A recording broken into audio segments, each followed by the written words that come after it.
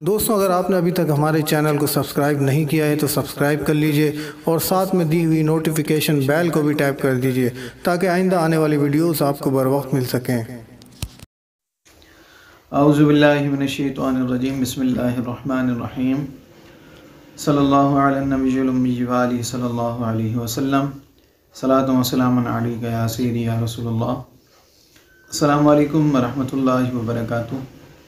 मैं हाफिज़ मोहम्मद आमिर तारिकी तारकिया जहांगीरिया रूहानी सेंटर की जानिब से आज मैं आमिलीन के लिए एक अमल लेकर हाज़िर हुआ हूँ। जैसा कि आप लोग जानते हैं कि बाज़ वक्त ऐसा होता है कि आपके पास कोई ऐसा मरीज़ आता है जिस पर अमल हो और वह ऐसा अमल हो कि आप जिसकी काट कर कर के थक जाएं और उसकी काट नहीं होती।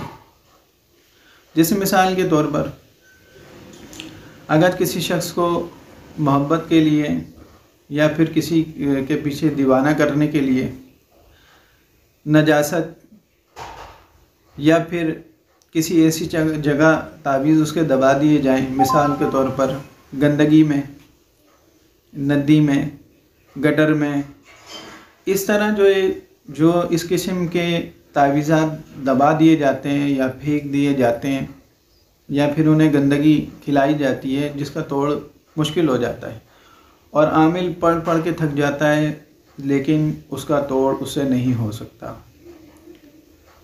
हार कर मरीज़ को आमिल यही जवाब देता है कि मेरे बस में ये काम नहीं है और मैं ये काम नहीं कर सकता। तो मैं उन आमिलीन के लिए एक वीडियो लेकर ये अमल लेकर हाज़िर हुआ हूँ। अगर आप इस अमल की ज़कात यानी इसका चिल्ला कर लेंगे तो इंशाअल्लाह ये तमाम जो इस किस्म के आमाल होते हैं, फिर उसके बाद जब आप किसी मरीज़ को पानी पे दम करके ये देंगे तो इंशाअल्लाह इसके ज़रिए आसानी से काट हो जाएगी। पहले आपने 40 दिन तक इसका अमल करना है। या मुंतक़िमु, इस इसम का आपने 40 दिन तक अमल करना है, यानी इसकी ज़कात अदा करनी है और इसकी तादाद 4444 मरतबा होगी अमल यानी कि आप जो 40 दिन में इसकी ज़कात अदा करेंगे, एक दिन की तादाद 4444 होगी। और ये अमल आपने 40 दिन करना है और बापरहेज़ करना है। अंडा, मछली, गोश्त, हर किस्म के गोश्त से आपने परहेज़ करना है। दूध और दूध में तमाम बनने वाली अशिया, इससे भी परहेज़ करना है। और इसके अलावा अगर शादीशुदा हैं तो बीवी से परहेज़ करेंगे। ये सारी चीज़ें आपने इसमें परहेज़ करनी है। और जब आप अमल शुरू करेंगे तो पहले दिन जिस जगह बैठकर आपने अमल किया है, आखिरी दिन भी वही जगह होगी और एक वक्त होना चाहिए। और इसके अलावा जो जाए नमाज आप पहले दिन इस्तेमाल करेंगे, जो अमल में पहले दिन रखेंगे, आखिरी दिन भी वही जाए नमाज होना चाहिए। इन तमाम चीज़ों की आपको पाबंदी करनी होगी। बावज़ू हालत में अमल पढ़ना है, पाक साफ जगह बैठ के पढ़ना है। जिस जगह अमल पढ़ेंगे उस जगह, उस कमरे में कोई ना हो और शोर शराबा ना हो। इन तमाम बातों का ख्याल आपको रखना होगा और 40 दिन का आपको अमल करना होगा। और अगर इसमें खुशबू का इस्तेमाल करें, वो तो वैसे ही बहुत ज़रूरी होता है। तो अगर कोई शख्स खुशबू ना ले सके, जिसके पास पैसे ना हो खुशबू लेने के लिए, तो वो फिर अगरबत्तियाँ इस्तेमाल कर सकते हैं। 3 से 7 अगरबत्तियाँ, आसानी से कोई भी अगरबत्ती का पैकेट मिल जाता है, गरीब से गरीब भी ले सकता है। तो अगरबत्तियाँ इस्तेमाल करें, यानी खुशबू कोशिश करें कि लाजमी अपने अमल में इस्तेमाल करें, तो उसका आपको बहुत फ़ायदा होगा। तो ये अमल मैं आप लोगों की खिदमत में लेकर हाज़िर हुआ हूँ। अगर आप इसका चिल्ला कर लेंगे, इसकी ज़कात अदा कर लेंगे तो इंशाअल्लाह आपको इसका बहुत फ़ायदा हासिल होगा। और जो लोग इसका अमल करेंगे उसके बाद वो मुझसे व्हाट्सएप पर मुझसे रब्ता करें तो इंशाअल्लाह इसके मज़ीद भी तरीक़े उनको मैं समझा दूँगा। और इसके अलावा एक और बात मैं आप लोगों से अर्ज़ करना चाहता हूँ कि बहुत सारे हमारे दोस्त साहब ऐसे हैं जो अमल के लिए, इजाज़त के लिए हमसे रब्ता करते हैं, लेकिन बाद में ऐसा होता है कि उनसे पढ़ा नहीं जाता।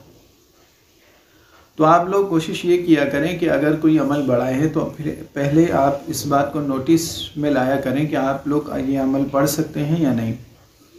जैसे मिसाल के तौर पर मैंने सलामुन क़ौलन मिन रब्बिर रहीम की वीडियो मैंने डाली थी कि जो लोग इसकी ज़कात अदा करना चाहते हैं, तो जब आप ये अमल शुरू करना चाहें तो पहले आप कोशिश करें कि 100 मरतबा पढ़ के देख लें कि आप कितनी देर में इसको पढ़ सकते हैं। आया ये आप अमल कर भी सकते हैं या नहीं कर सकते हैं, क्योंकि जब आप लोग अमल करते हैं तो ये अमल करना इतना आसान नहीं होता, ये हर किसी के बस की बात नहीं है। जब आप अमल करने बैठते हैं तो फिर जो अमल के जो मौकिलात हैं वो अपनी पूरी कोशिश करते हैं आपको रोकने के लिए। किसी को नुकसान तो नहीं होता, मगर वो हर तरह से आपको रोकने की कोशिश करते हैं, जिससे ज़बान भी लड़खड़ाती है, बाज़ औक़ात नींद भी आती है, बहुत सारे मसाइल होते हैं। तो इन बातों का पहले ख़याल रखना चाहिए। अब जब आप अमल में बैठ जाते हैं, फिर उसके बाद आपको ये ख़याल आता है कि ये तो तादाद बहुत ज़्यादा, मुझसे तो गलती हो गई, मुझे तो पढ़ना ही नहीं चाहिए था।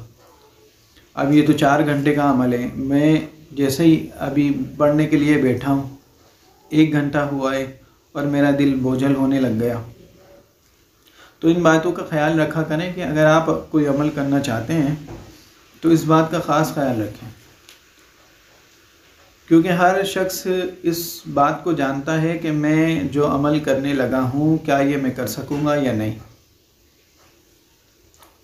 तो जब आप अमल शुरू करने लगें, अगर उसकी तादाद ज़्यादा है तो पहले बैठकर उसको थोड़ा सा पढ़ के देख लें कि मिसाल के तौर पर सलामुन क़ौलन मिन रब्बिर रहीम है, आप उसकी एक तस्बीह यानी 100 मरतबा कितनी देर में पढ़ लेते हैं,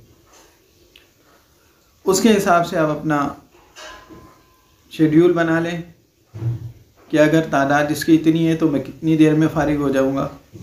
और अगर 4 घंटे का अमल है तो आया मैं 4 घंटे बैठ सकता हूं या नहीं बैठ सकता। और अगर बिलफ़र्ज़ में 4 घंटे बैठता हूं तो इसमें वज़ू भी मेरा नहीं टूटना चाहिए, मेरी मुकम्मल तवज्जो होनी चाहिए। इन सब बातों का ख़याल रखना पड़ता है। तो मेरी गुजारिश उन लोगों से है कि अमल शुरू करने से पहले इन सब बातों का ख़याल रखा करें। और जो लोग आमिलीन हैं, जो इलाज मुआवजा करते हैं, जो या मुंतकिबों का अमल करना चाहेंगे, वो इन सब बातों का ख़याल रखें। ये वैसे इतनी देर का अमल तो खैर है नहीं, आमिलीन के लिए तो खैर इतना मसला नहीं है, और जो इलाज मुआवजा करते हैं वही इस अमल को करेंगे खैर। मगर इसके अलावा जो लोग वैसे ही अमल करते हैं रूहानियत के लिए, अल्लाह ताला के कुर्ब के लिए, वैसे अमल तो अल्लाह और उसके हबीब सल्लल्लाहु अलैहि वसल्लम के कुर्ब के लिए ही करना चाहिए, उनको राज़ी करने के लिए ही करना चाहिए। लेकिन शुरू में तो इंसान की कोशिश ये होती है कि मैं अमल करूं और मेरी परेशानियां ख़त्म हो जाए। लेकिन कोई बात नहीं, अगर इस ज़रिए से भी आप इस तरफ अल्लाह की राह में लग जाते हैं, ज़िक्र व अज़कार में लग जाते हैं, तो कोई बात नहीं, आगे जाके इंसान की सोच चेंज हो जाती है। आगे जाकर उसकी सोच यही होती है कि मेरी जो खुशनुदी, जो मेरे पढ़ने का जो मकसद है वो अल्लाह और उसके रसूल सल्लल्लाहु अलैहि वसल्लम की रज़ा ही होनी चाहिए। बहरहाल कोई शख्स भी ज़िक्र करे बहुत अच्छा है, आगे जाके मकसद एक ही हो जाता है। तो मेरी तमाम लोगों से गुजारिश है कि जो लोग अमल करें, और अगर आपको अमल में कोई चीज़ समझ नहीं आ रही, आपसे अमल में मिस्टेक हो गई है या कुछ भी है, आप मैसेज इसमें यूट्यूब पर मुझे मैसेज ना करें, व्हाट्सएप पर मुझसे आप रब्ता करें। अगर कोई मसला होगा या कोई आपका अमल ख़राब हो जाता है तो मैं आपको इंशाल्लाह उसमें गाइड करूँगा, ठीक है। अगर हमारी ये वीडियो आपको अच्छी लगे तो उसको लाइक कीजिए, शेयर कीजिए। अस्सलाम वालेकुम रहमतुल्लाहि व बरकातहू।